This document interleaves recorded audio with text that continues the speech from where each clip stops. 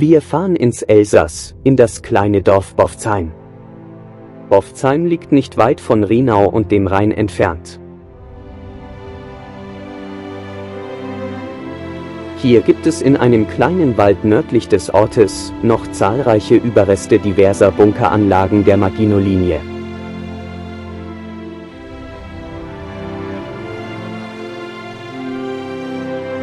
Ein eingerichteter Rundweg hilft Ihnen, den Alltag der Helden der Schlacht am Rhein besser zu verstehen.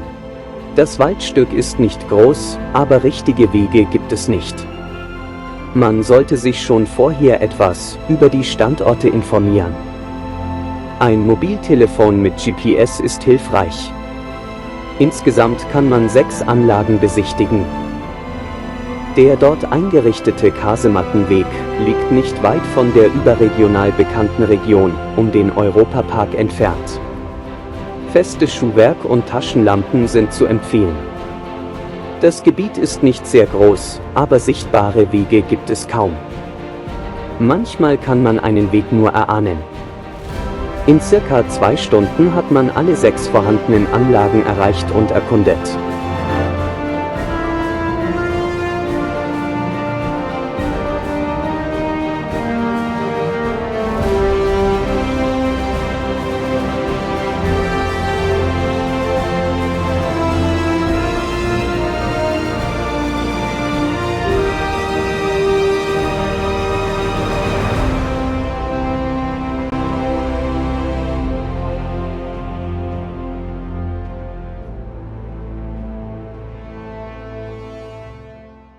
Zwischen 1930 und 1940 ließ die französische Heeresleitung eine weitläufige befestigte Verteidigungsanlage erbauen, um die verwundbaren und bedrohten Grenzgebiete zu schützen. Diese nach dem Kriegsminister André Maginot benannte Anlage ist als Maginot-Linie bekannt. Die Maginot-Linie umfasst verschiedenartige Bauwerke, welche vom bescheidenen Blockhaus bis zur mächtigen unterirdischen Festung reichen. Die Art der Verteidigung hing davon ab, wie die Bauwerke strategisch, geografisch und topografisch platziert waren. Die Kasematten beruhen auf einem Standardgrundriss, der je nach zugedachter Rolle und Standort abgewandelt wurde.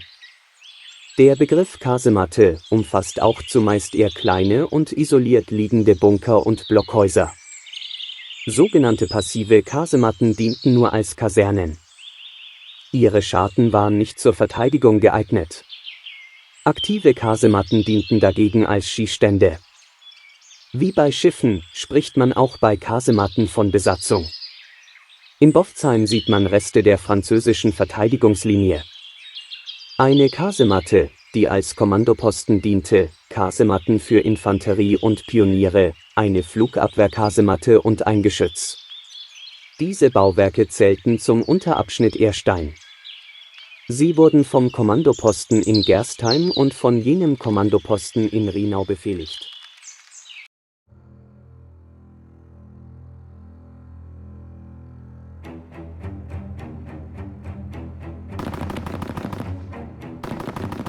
Die Geschützkammer, die das Innerste der Kasematte verteidigt.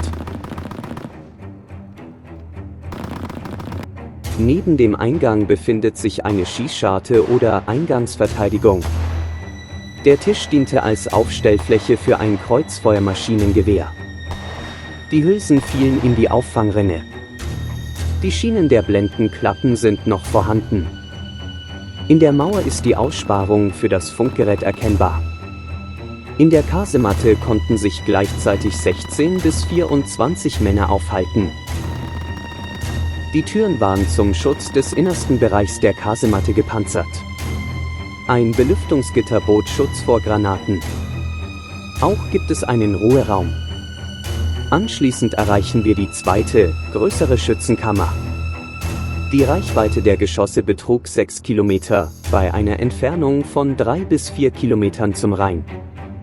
Außen an jeder Schießscharte sieht man einen rechteckigen Diamantgraben, der Eindringlinge abwehrte und in dem man bei Beschuss den Stahlbetonschutt abladen konnte, sodass die Öffnungen nicht verstopft wurden. In den Pionierkasematten befanden sich auch die Wasserstellen. Für jeden Bereich gab es lediglich eine einzige. Hier holte der für den Wasserdienst eingeteilte Soldat Wasser, ungefähr 20 Liter pro Gang und Mann, für jede Kasematte.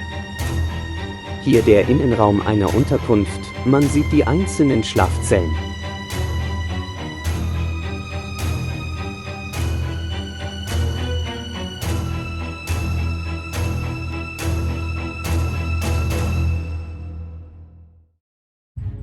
Das war mein kleines Video zu dem in Deutschland recht unbekannten Kasematten-Rundweg im Elsass. Ich hoffe, mein kleines Video war informativ. Es ist recht abenteuerlich, die gut getarnten Kasematten im Wäldchen zu finden. Sicher heute auch ein Spaß für Familien mit Kindern. Die Informationen zum Kasemattenweg gibt es zusätzlich zum aufgestellten Schild als Flyer im Internet zum Download. Ein Link füge ich in der Beschreibung zum Video an.